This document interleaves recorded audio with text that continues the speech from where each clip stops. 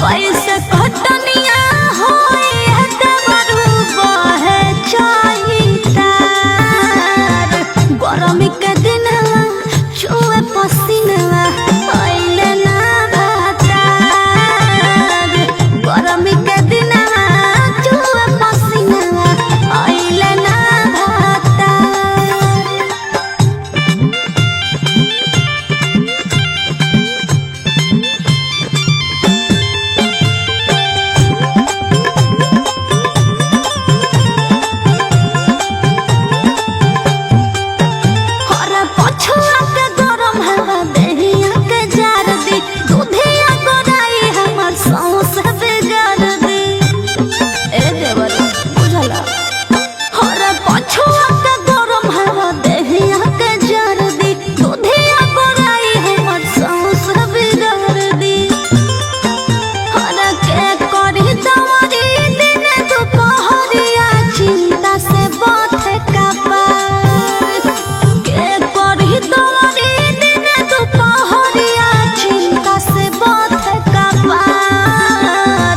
What I